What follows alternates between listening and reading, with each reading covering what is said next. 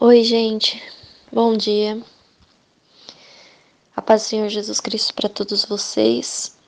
Eu queria dividir aqui algumas coisas que estão no meu coração e eu peço que o Espírito Santo me ajude a expressar tudo aquilo que está no meu coração, que eu venho sentindo há alguns dias. E, por um lado, sinto muita alegria em poder estar com vocês, em poder dividir as coisas com vocês e é uma alegria maior ainda quando vejo vocês dividindo com outras pessoas e eu queria falar para vocês a respeito de fé. Eu queria falar para vocês a respeito de consolar uns aos outros, de fortalecer uns aos outros. E isso é necessário, é muito necessário nos dias de hoje. E, inclusive eu coloquei para vocês aí, coloquei na verdade em todos os grupos, né? A respeito de viralizar o que é bom, né? Para quem é novo nas redes sociais, o que é viralizar, né? Viralizar é compartilhar, né? A ponto de que se torne uma grande corrente, né? E por que é necessário isso? Porque hoje as pessoas estão com medo. Medo do que está por vir, medo das perseguições, medo de não ter perspectiva para o futuro, medo de, né? Medo, muito medo. E então, ao invés de espalharmos essa semente, que muitas vezes é falsa, né? Essas sementes que estão sendo colocadas aí nas redes sociais, ao invés de colocarmos isso, vamos espalhar a palavra do Senhor Jesus Cristo, vamos fazer como Paulo falou, consolar uns aos outros, né?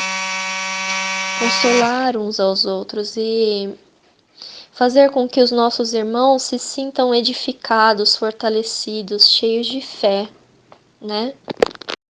Por que nós precisamos fazer isso? É nosso papel, né?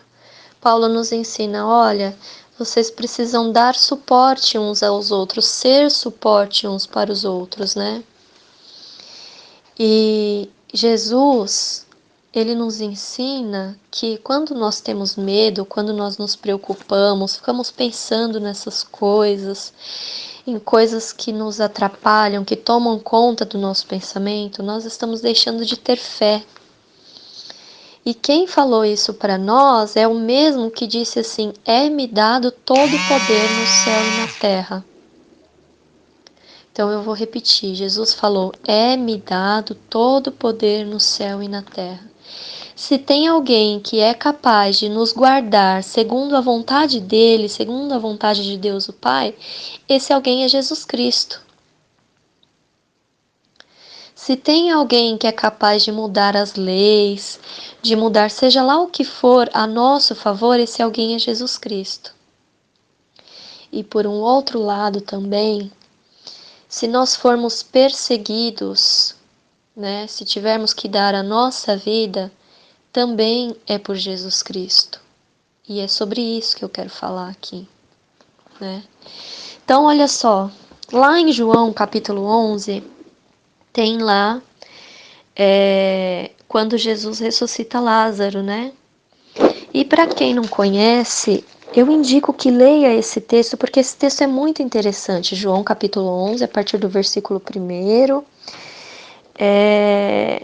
tá até o versículo 44 ali. Porém, eu vou ler só alguns versículos para vocês, para que fique claro para vocês o quanto Jesus ficou aborrecido, não nervoso, mas assim, como que eu posso dizer? Ele ficou chateado mesmo pela falta de fé daquelas pessoas, pela incredulidade daquelas pessoas. Jesus ele já tinha mostrado em muitos milagres que ele tem poder sobre a morte, ele tem poder de transformar água em vinho, ele tem poder para enfim, para tudo, todas as coisas que ele já tinha operado, e o povo ainda descrente, né? O povo ainda descrente. Olha só, eu vou ler aqui alguns versículos para vocês. Lá no versículo 25, 23, primeiro Jesus disse, né? Teu irmão há de ressuscitar. Ele disse para Marta e Maria, né, que são irmãos de Lázaro. Depois no 25 ele disse assim: Eu sou a ressurreição e a vida. Quem crê em mim, ainda que esteja morto, viverá. E todo aquele que vive e crê em mim nunca morrerá. Crês tu isto? Jesus perguntou, mas ele já sabia a resposta. Olha lá no 32. Tendo, pois, Maria chegado onde Jesus estava e vendo-o, lançou-se aos seus pés, dizendo: Senhor, se tu estivesses aqui, meu irmão não teria morrido. Maria cria que Jesus tinha poder sobre a enfermidade, mas ela não cria que Jesus tinha poder sobre a morte. Mas eu preciso dizer para vocês, Jesus tem poder sobre a morte. E se tudo isso que, enfim, estamos vendo aí e está preocupando as pessoas, não tem outro significado senão o medo da morte. Então eu vou voltar a dizer para vocês, Jesus tem poder sobre a morte. Versículo 33 então diz assim: Jesus, pois, quando a viu chorar, também chorando os judeus que com ela vinham, moveu-se muito em espírito e perturbou-se. Gente, o motivo que fez Jesus se perturbar é a falta de fé de Marta, de Maria, dos judeus, porque ele estava ali. Ele, que já tinha mostrado o seu poder em outras vezes, ele que já tinha feito tanta coisa. Imagina a cabeça de Jesus, imagina o pensamento de Jesus nesse momento. Gente, eu tô aqui, não é possível que vocês não estão me vendo, né? Ou assim, olha, eu já fiz tanta coisa por vocês e vocês não veem aquilo que eu fiz? Vocês ainda não creem? Vamos dar um desconto para eles porque eles não tinham o Espírito Santo ainda, mas nós temos. Então, é meio que nossa obrigação crer que Jesus tem todo o poder no céu e na terra. E aí ele diz aqui, ó, no versículo 35 que Jesus chorou. E os judeus até pensaram que Jesus chorou por causa do amor que ele tinha por Lázaro. Mas como Jesus ia chorar por Lázaro se ele sabia que Lázaro ia ressuscitar? Jesus chorou pela incredulidade das pessoas. E da mesma maneira, gente, nós não podemos ser incrédulos. Jesus está conosco. Jesus está conosco. Vamos ser crentes. Vamos ser, né, vamos crer nele firmemente e vamos, através da nossa fé, consolar os nossos irmãos que estão mais fraquinhos, que precisam de ajuda. Vamos fortalecer os nossos irmãos. Amém? Olha lá o versículo 37. E alguns disseram: Não podia ele abrir que abriu os olhos ao cego, fazer também com que esse não morresse? Quando disseram isso, olha o que aconteceu de novo no 38. Jesus, pois, movendo-se outra vez muito em si mesmo, tá falando que Jesus perturbou-se de novo, né? Ficou mexido lá dentro de novo. 39. Jesus dá uma ordem: tire a pedra. Marta, irmã do defunto, disse-lhe: Senhor, já cheira mal, porque já é de 4 dias. Olha, se eu fosse Jesus naquela hora, eu teria perdido a paciência, com certeza. Versículo 40. Jesus disse: Não te hei dito que se creres verás a glória de Deus? Ali o povo não estava crendo. Mas, por amor a nós, Jesus operou esse milagre, para que isso ficasse registrado para nós e para que hoje conhecêssemos que Jesus tem poder sobre a morte. Gente, é por isso que eu digo, todos os dias. Gente, leia a palavra do Senhor Jesus Cristo. Leia. Se você não conhecer a palavra, como você vai poder crer? Jesus nos deixou o testamento para que nós pudéssemos ler, para que nós pudéssemos ser cheios da palavra dele. Tiraram, pois, a pedra, e Jesus, levantando os olhos para o céu, disse: Pai, graças te dou por me haveres ouvido. Eu bem sei que sempre me ouves. Jesus não tinha dúvida que Deus o Pai ouvia ele em oração. Mas eu disse isso por causa da multidão que está em redor, para que creiam que tu me enviaste. Quero chamar a atenção de vocês novamente aqui. Deus, o Pai, enviou Jesus Cristo para nós. Para nós. Então, eu posso dizer para vocês que vai ficar tudo bem. Vai ficar tudo bem desde que mantenhamos os nossos olhos em Jesus Cristo. Eu vou contar para vocês um testemunho que eu li num livro, que é o livro de Paulo. Tinha uma mãe que tinha o seu filhinho com 5 anos de idade e ele tinha câncer. Esse testemunho aconteceu lá na África. E esse menininho, ele estava com câncer no pulmão. E essa mãe, ela ia todos os dias, saía bem cedinho de casa, ia todos os dias pro hospital para ficar com ele lá. E essa mãe, ela preparou o filhinho dela para encontrar Jesus.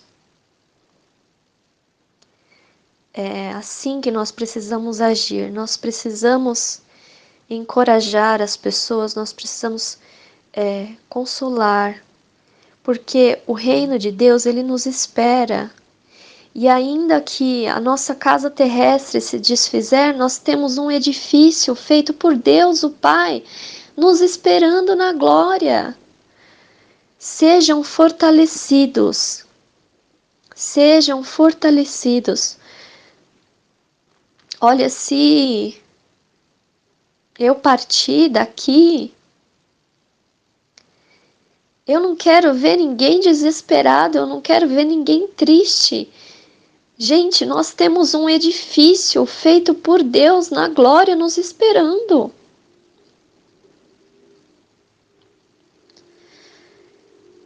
E eu me preocupo seriamente com a atitude de vocês. Eu me preocupo. Eu quero que vocês estejam firmes. Eu quero que vocês se tornem constantes. Não se deixem levar por conversas, por pensamentos negativos.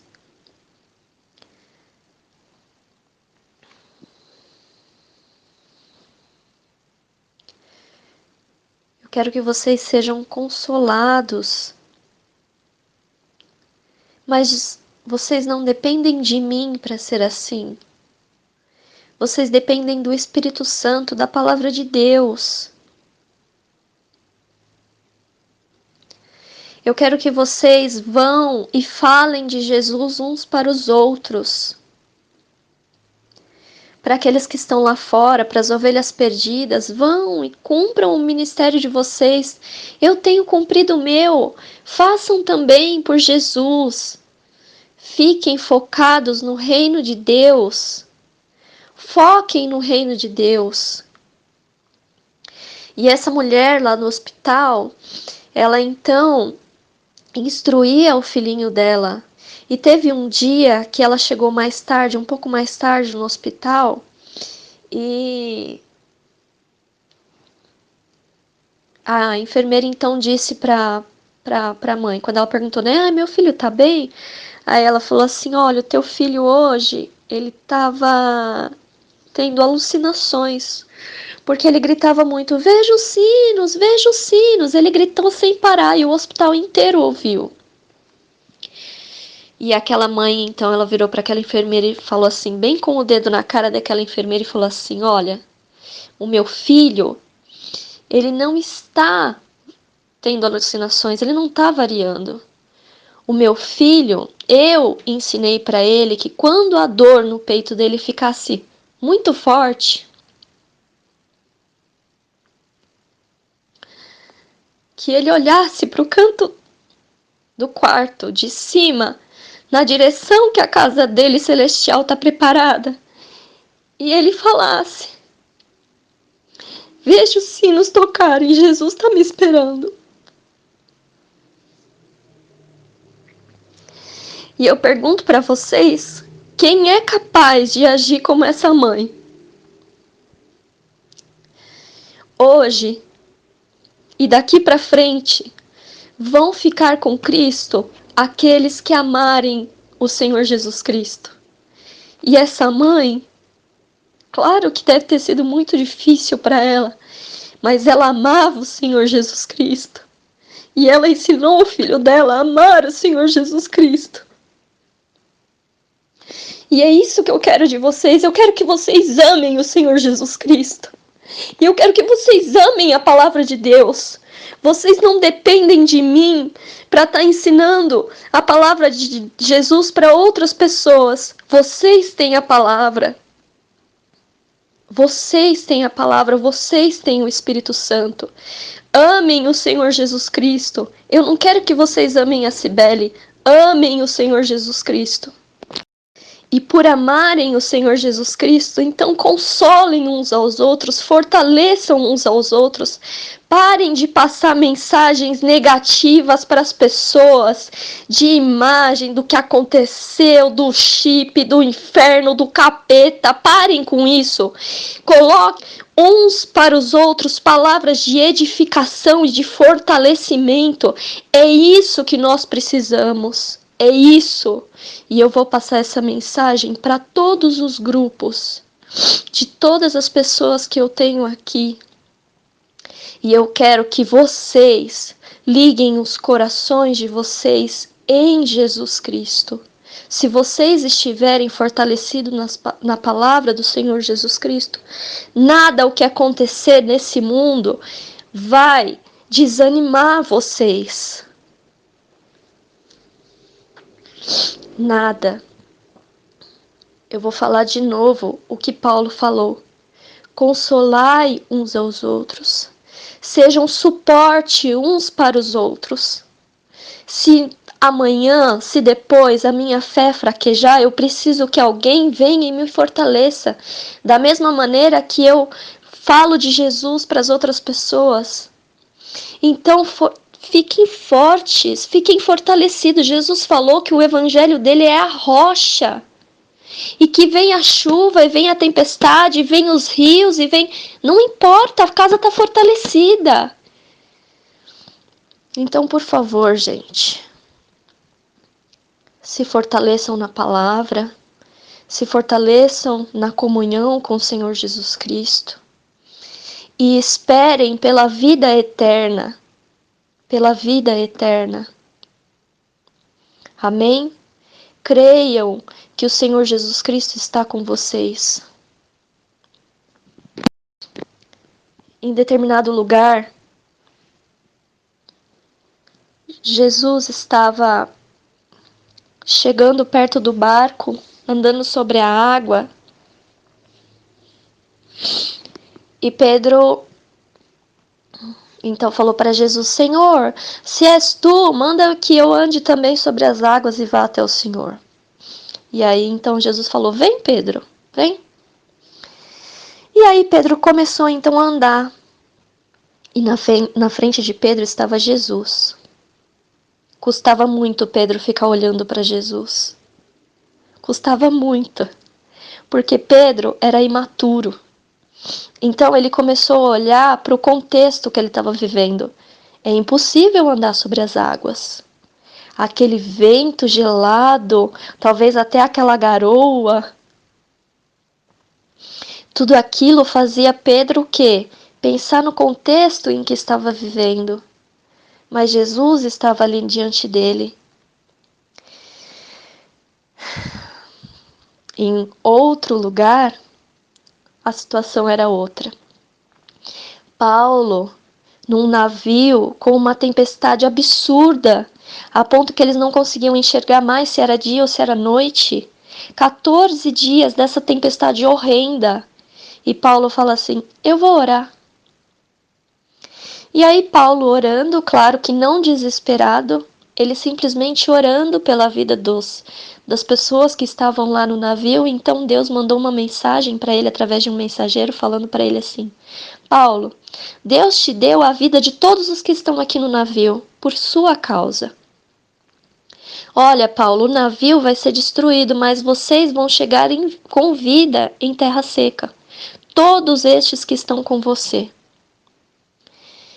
E qual é a diferença que moveu Paulo a ter uma reação de paz e moveu Pedro a ter uma reação de desespero?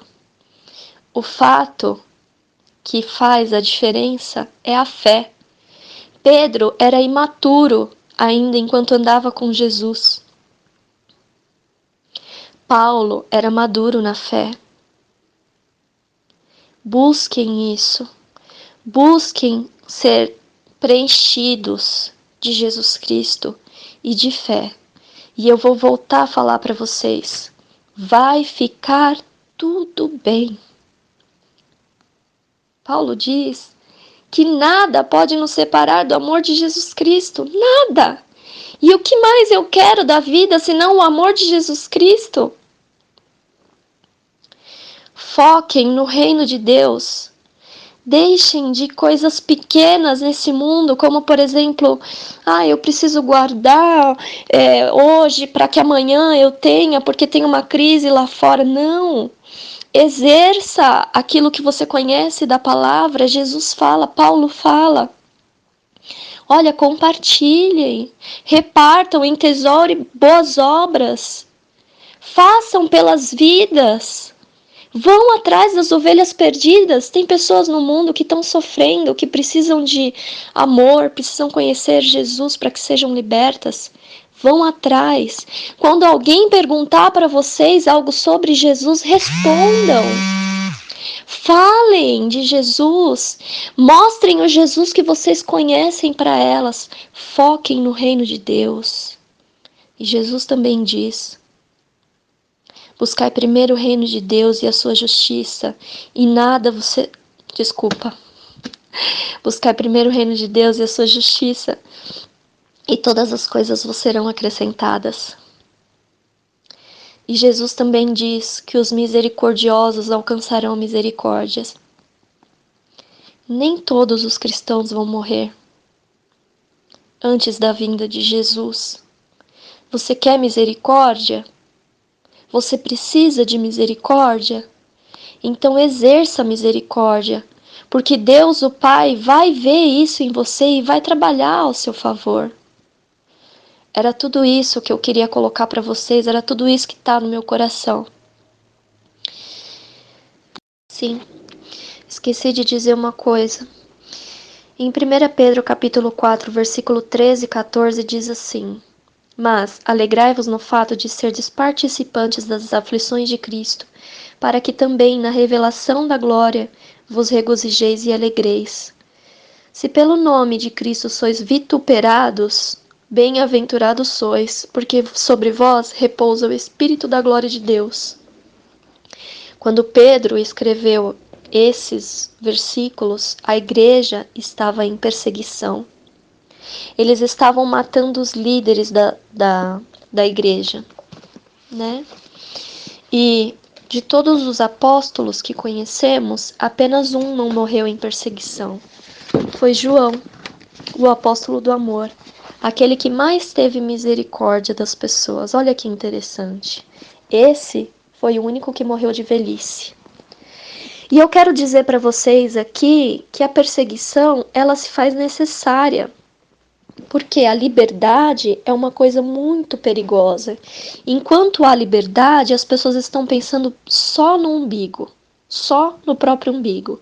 Olha só uma parte de um livro aqui, ó. O nascimento da igreja é narrado em Atos 2, quando 3.000 pessoas se converteram. Esse foi o nascimento da igreja, que aconteceu logo após a ressurreição de Jesus Cristo. Há estimativas que por volta do ano 100, ou seja, mais ou menos aí uns 75 anos após a ressurreição de Cristo, ó, haviam 25 mil perseguidores. Desculpa, 75 não. Errei a conta aqui. Mais ou menos uns 65, mais ou menos, né? Então, vou voltar aqui. A estimativa de que por volta do ano 100 depois de Cristo haviam 25 mil seguidores, ou seja, de 3 mil pulou para 25 em mais ou menos aí um pouco mais de 60 anos. Por volta do ano 350 depois de Cristo, as estimativas apontam para 30 milhões de seguidores. Então, de 25 mil foram para 30 milhões de seguidores em plena perseguição, porque a perseguição durou até mais ou menos no ano 350. Então, gente, olha só que interessante. A perseguição, ela é necessária para que o evangelho seja espalhado, difundido, e não o evangelho falso, mas o evangelho de Cristo. Olha lá. Como pôde a igreja crescer em velocidade incrível, especialmente sob perseguição? Os primeiros seguidores entenderam sua obrigação de fazer discípulos. Olha sobre o que eu estava falando com vocês aqui agora. Vemos a mesma mentalidade na igreja da China. Portanto, não deveríamos nos surpreender ao tomar conhecimento de que os resultados também são os mesmos. A China registrava 1 milhão de seguidores em 1950. Em 1992, a Agência Governamental de Estatística da China contabilizava 75 milhões de cristãos. De 1 milhão para 75 milhões, onde as pessoas são presas e mortas pelo Evangelho. É tão impossível crer que os cristãos possam ter a mesma mentalidade de discipulado e experimentar o mesmo tipo de reavivamento nos Estados Unidos. Claro, o livro fala dos Estados Unidos porque foi escrito por um americano, né? Mas eu digo para vocês, precisamos fazer discípulos em tempos de paz e em tempos de perseguição também. Vão e façam discípulos. Se alguém perguntar para vocês, se alguém também não perguntar para vocês, falem de Jesus. Amém? Não me agrada quando alguém fala assim: Cibele, você pode ministrar para tal pessoa? Ministre você. Seja você o portador de Jesus Cristo para a vida dessa pessoa. Vocês têm sido preparados para isso. Amém?